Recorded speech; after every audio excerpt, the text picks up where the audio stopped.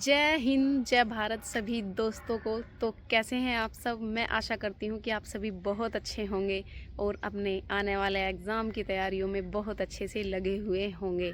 तो चलिए दोस्तों, चलते हैं आज की वीडियो की तरफ कि आज की वीडियो किस लिए होने वाली है।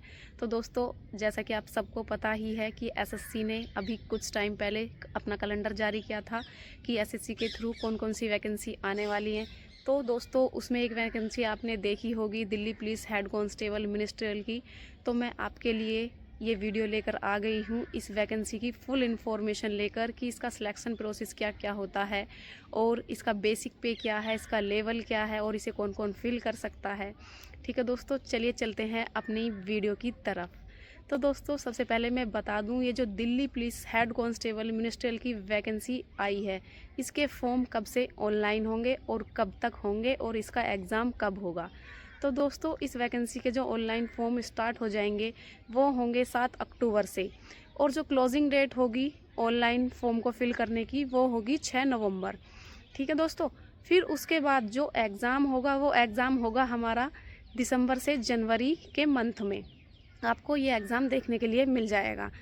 अब चलते हैं कि इसका लेवल क्या है Delhi police head constable ministerial का। तो दोस्तों, इसका लेवल जो है वो है 4th लेवल, और जो इसका बेसिक पे है वो है 25,500।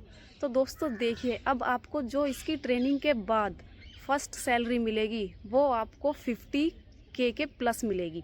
तो दोस्तों देखिए, ये वैकेंसी आपके लिए कितनी इम्पोर्टेंट होने वाली है। आप फुल वीडियो देखिए, आपको सब समझ में आ जाएगा। मैं इस वीडियो में आपको पूरा बताऊंगी इस वैकेंसी के बारे में। ठीक है दोस्तों, अब चलते हैं कि इस फॉर्म को कौन कौन फिल कर सकता है। तो दोस्तों, इस फॉर्म को जो है मेल और फीमेल दोनों ही फिल कर सकते हैं, और एक्स सर्विस मैन भी इस वैकेंसी को फिल कर सकते हैं। ठीक है दोस्तों, अब चलते हैं कि इसकी क्वालिफिकेशन क्या है। तो दोस्तों, 10+2 मतलब 12th पास इस फॉर्म को फिल कर सकते हैं।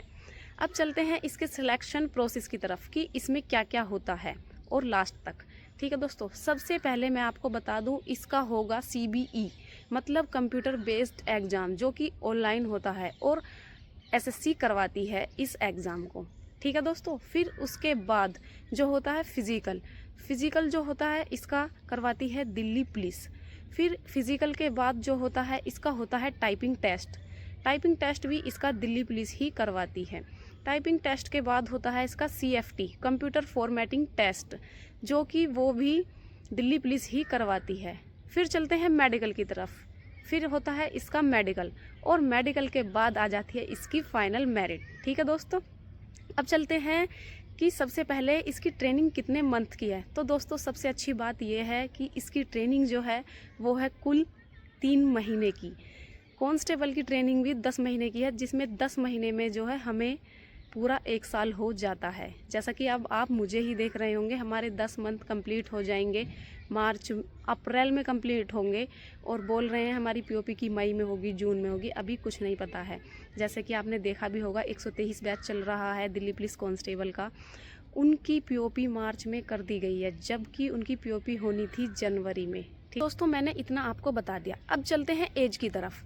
तो इस फॉर्म को कितने एज तक के फिल कर सकते हैं। इसका एज का क्राइटेरिया है 18 to 25, जिसमें OBC को जो है 3 ईयर का रिलैक्सेशन मिल जाएगा, और SC ST के लिए जो है 5 ईयर का रिलैक्सेशन मिल जाएगा। अब चलते हैं कंप्यूटर बेस्ड एग्ज़ाम कि उसमें कौन कौन से सब्जेक्ट आते हैं।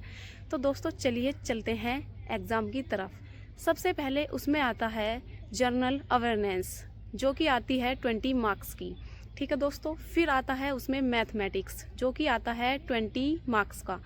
अब चलते हैं जो कि जनरल इंटेलिजेंस, जिसे बोलते हैं हम रीजनिंग, वो आती है इसमें 25 मार्क्स की।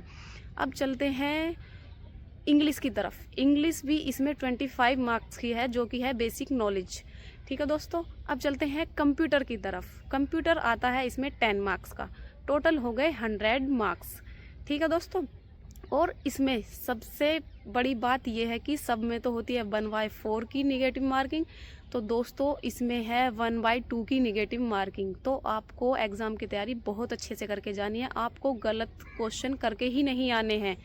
जिसमें आपको डाउट है ज़्यादा ही डाउट है तो उसे तो करिए ही मत, क्योंकि 1/2 की नेगेटिव मार्किंग बहुत होती है। यदि आपने 2 भी क्वेश्चन गलत कर दिए तो आपका एक सही कट जाएगा। ठीक है दोस्तों, ये था एग्ज़ाम के बारे में। अब चलते हैं फिज़िकल के लिए। तो दोस्तों इसका फ़िज़िकल सेम वही है जो कि मैंने आपको बताया है, AWO TPO वाला सेम फिज़िकल इसका वही है, मेल और फीमेल दोनों का। एज के अकॉर्डिंग वही फिज़िकल है इसका। ठीक है दोस्तों, और फिज़िकल में जो है बस क्वालिफाइंग होना चाहिए, फिज़िकल के कोई मार्क्स नहीं है। ठीक है दोस्तों, अब चलते हैं टाइपिंग की तरफ। तो दोस्तों जो इसमें टाइपिंग होती है ना, वो होती है 25 मार्क्स की, और टाइपिंग और जो कंप्यूटर बेस्ड एग्ज़ाम होता है तो टोटल मिलाकर हो जाते हैं 125 नंबर। तो 125 नंबर में से इसमें मार्क्स मिलते हैं हमें। ठीक है दोस्तों, और टाइपिंग में भी जो इंग्लिश की टाइपिंग होती है वो होती है 30 वर्ड्स पर मिनट, और जो हिंदी की टाइपिंग करवाते हैं वो होती है 25 वर्ड्स पर मिनट। ठीक है दोस्तों, अब चलते हैं CFT मतलब कंप्यूटर फॉर्मेटिंग टेस्ट। ये कुछ खास नहीं होता है, इसमें बेसिक ही आता है कंप्यूटर फॉर्मेटिंग टेस्ट में, और ये क्वालिफाइंग है, इसमें कोई मार्क्स नहीं होते हैं इसके। ठीक है दोस्तों, तो क्वालिफाइंग करने के लिए आप 10 दिन लगातार अच्छे से पढ़ लोगे तो आप इसे क्लियर कर जाओगे। अब चलते हैं मेडिकल की तरफ। तो दोस्तों इसका मेडिकल जो है विद ग्लासेस भी है और विदाउट ग्लासेस भी, जैसे भी आप करना चाहो आप इस पढ़ सकते हैं मेडिकल में, ग्लासेस के साथ भी और विदाउट ग्लासेस के साथ भी। ठीक है दोस्तों, अब चलते हैं हाइट की तरफ। मैं हाइट का तो बताना भूल ही गई थी। तो दोस्तों इसमें जो मेल कैंडिडेट की हाइट चाहिए होती है वो चाहिए होती है 165 सेंटीमीटर, और यदि किसी मेल कैंडिडेट के मम्मी या पापा में से कोई दिल्ली पुलिस में है तो उसे 5 सेंटीमीटर का रिलैक्सेशन मिल जाता है, और यदि ST का कोई मेल कैंडिडेट है तो उसे भी 5 सेंटीमीटर का रिलैक्सेशन मिल जाता है। ठीक है दोस्तों, अब चलते हैं फीमेल की हाइट की तरफ। तो फीमेल की हाइट चाहिए होती है इसमें 157 सेंटीमीटर। इसमें भी इसी प्रकार यदि किसी के मम्मी या पापा में से कोई दिल्ली पुलिस में है तो उसे भी 5 सेंटीमीटर का रिलैक्सेशन मिल जाएगा। और हाँ दोस्तों, NCC का भी सेम प्रॉफिट है इसमें, जैसा कि मैंने आपको AWO और TPO में बताया था। यदि किसी के पास C सर्टिफिकेट है तो उसे 5 मार्क्स मिल जाएंगे, और यदि किसी के पास B सर्टिफिकेट है तो उसे 3 मार्क्स मिलेंगे, और यदि किसी के पास A सर्टिफिकेट है NCC का तो उसे 2 मार्क्स मिलेंगे।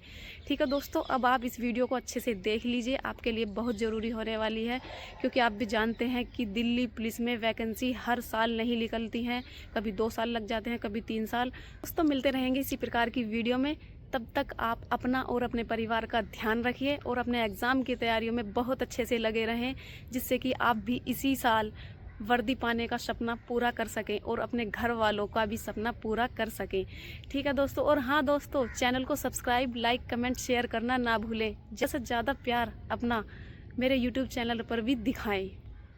ठीक है दोस्तों, जल्दी ही मिलेंगे दूसरी वीडियो में, तब तक के लिए जय हिंद, जय भारत।